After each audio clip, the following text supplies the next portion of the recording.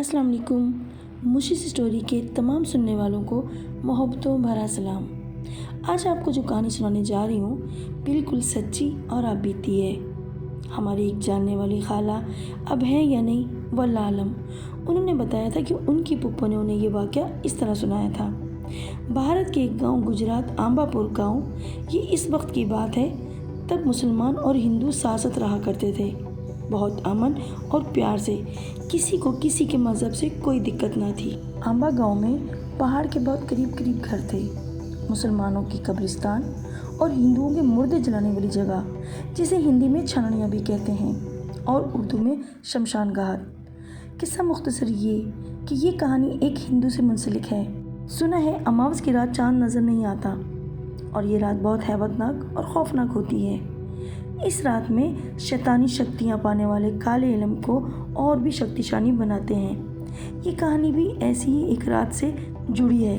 हरीश अपनी बीवी को अस्पताल लेकर जा रहा था। इसकी बीवी उम्मीद से थी। अचानक रात को तबीयत ज़्यादा खराबी की वजह से उसे अस्पताल ले जाना पड़ा। कि गाड़ी शमशान घाट के करीब पहुंची तो झटके से रुक गई। हरीश ने बाहर निकलकर गाड़ी को देखा तो उसे गाड़ी में कोई नुक्स नज़र न आया। फिर इसने गाड़ी दोबारा से स्टार्ट करने की कोशिश की पर नाकाम रहा। रितु की तबीयत और भी ख़राब हो रही थी। अचानक मौसम ने करवट ली। हरीश अचानक से बदले मौसम से कुछ परेशान हो गया था। एकदम से बादल का गरजना, तेज़ी से बिजली का कड़कना और चमकना। हरीश ने इस खौफनाक रात को और गरजते मौसम की परवाह किए बिना रितु को लेकर एक तरफ चल पड़ा। वो थोड़ी दूर ही गया होगा कि उसे एक हवेली नज़र आई जो बहुत ज़्यादा रोशन थी, जैसे सैकड़ों रोशनियां जल रही हों। हरीश अपनी पत्नी को लेकर इस रोशनदार हवेली के करीब पहुंचा। एक बड़ा जंग आलूद ताला हवेली के मेन गेट पर लगा हुआ था। रितु दर्द से कराह रही थी। अचानक एक काला मोटा आदमी उसके सामने ऐसे नमूदार हुआ जैसे ज़मीन से उगा हो या फिर आसमान से टपका हो। इसका चेहरा काफ़ी भयानक लग रहा था। उसे देखकर हरीश के मुँह से हल्की सी चीख निकली। वो आदमी बोला, साहब मैं हूँ यहाँ का चौकीदार। मैं किसी काम से गया था, अभी आया हूँ। हरीश ने इसकी बात सुनी अनसुनी की और बोला, मेरी बीवी की तबीयत बहुत ख़राब है, मैं इसे अस्पताल ले जा रहा था। हरीश अभी पूरी तरह से बोल भी ना पाया था कि चौकीदार ने कहा, साहब इनको अंदर ले चलो, मैं पास के गाँव से किसी दाई को लेकर आता हूँ। ये कहते ही वो तेज़ी से हवेली की पिछली जानब मुड़ गया।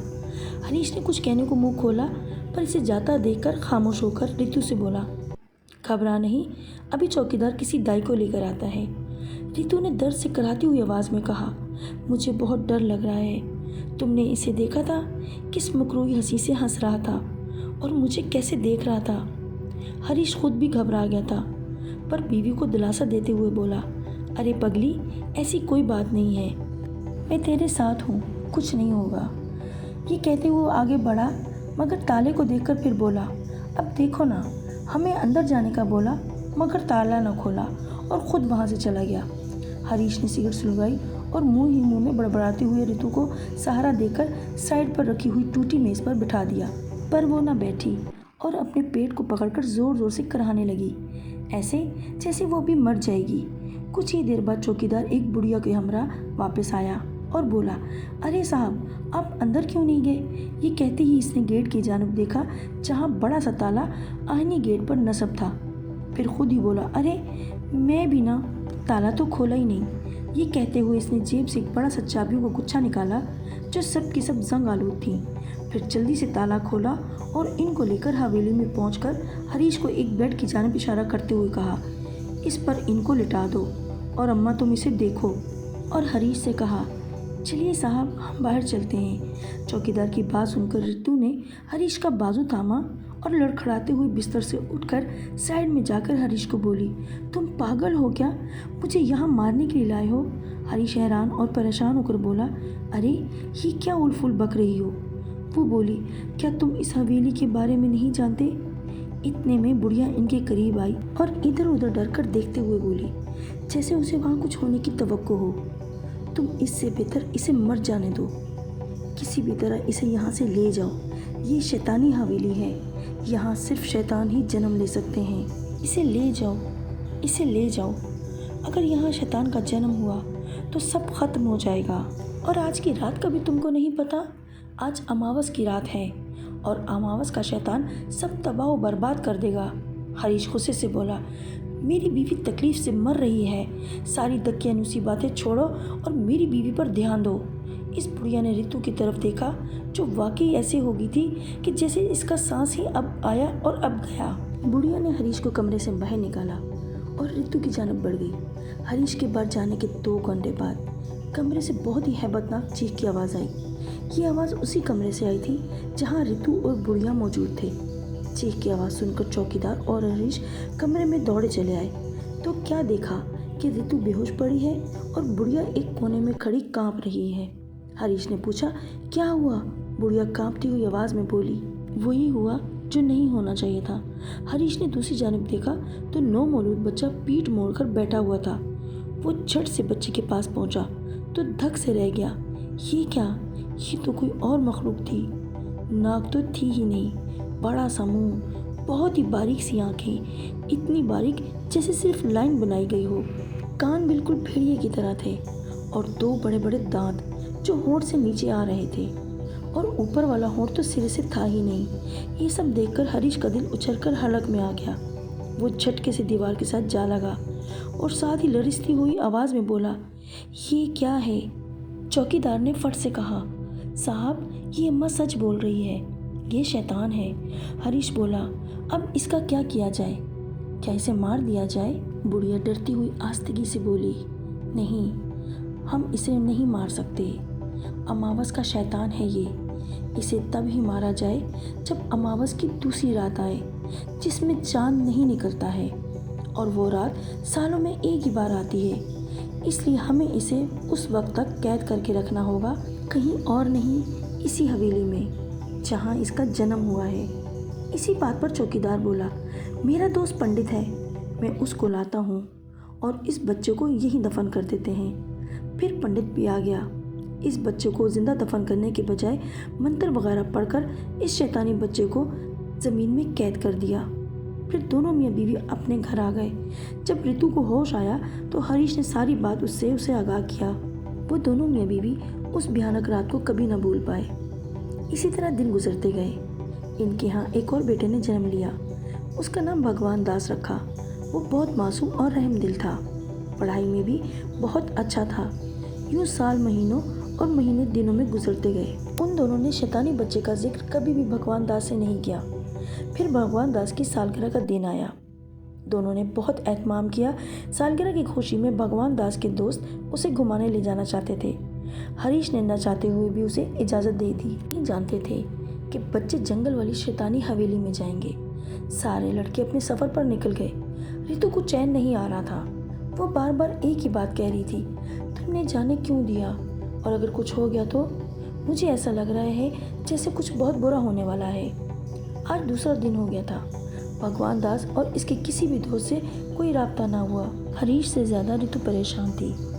सुबह के वक्त हरीश नाश्ते से फारिग हुआ ही था कि रितु ने रोना धोना शुरू कर दिया कि जाओ कहीं से भी मेरे बेटे को ढूंढ कर लाओ, मुझे तरह तरह के ख्यालात आ रहे हैं। हरीश इसे तसल्ली देते हुए बोला, ठीक है मैं कुछ करता हूँ, मगर उन्होंने मुझे कुछ बताया ही नहीं कि वो कहाँ जा रहे हैं, मैं कहाँ जाऊँ। हरीश ने चाय वहीं छोड़ी, अपनी गाड़ी निकाली और जंगल की तरफ चल दिया।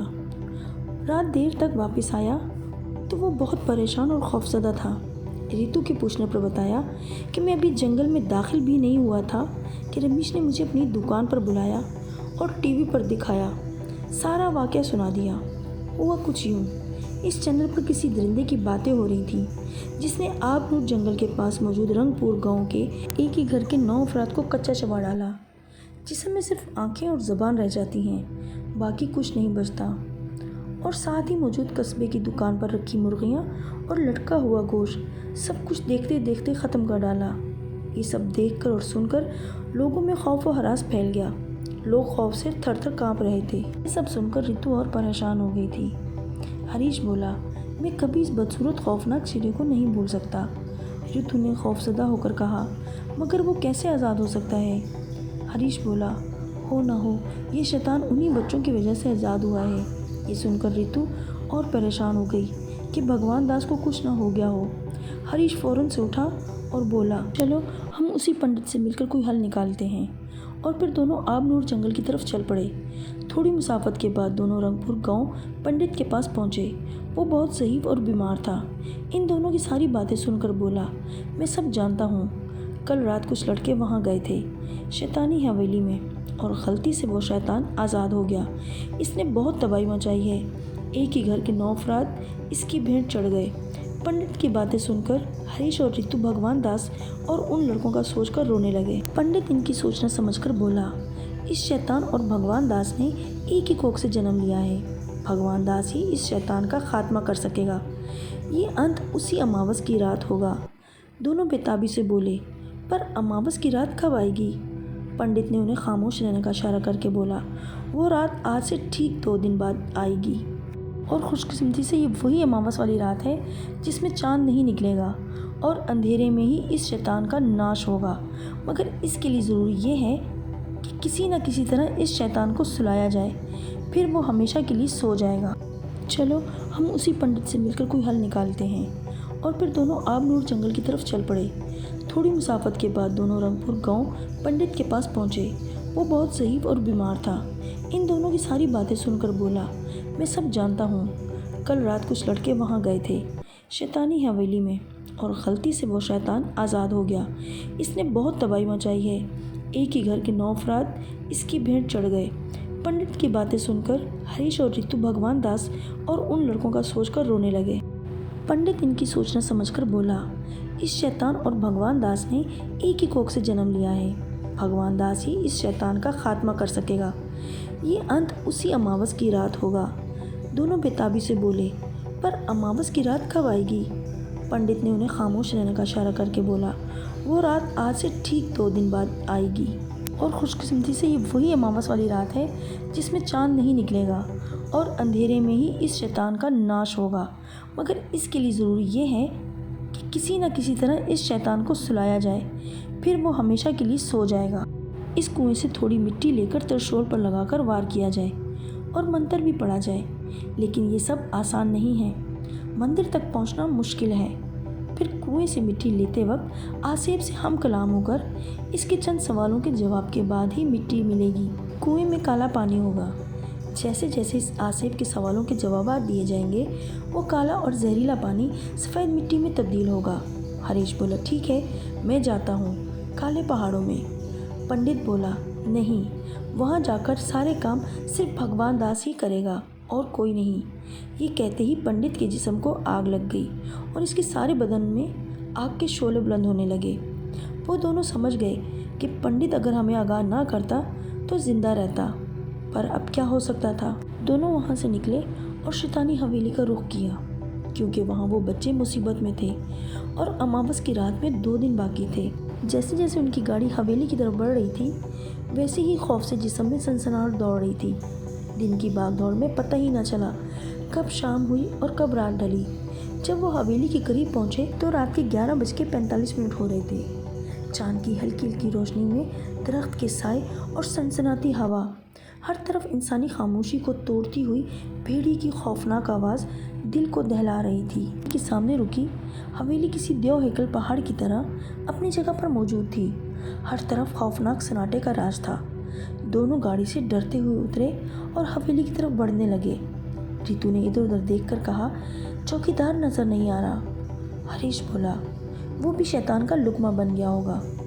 दोनों भगवान दास को आवाज़ें लगा रहे थे और साथ में रोते चले जा रहे थे।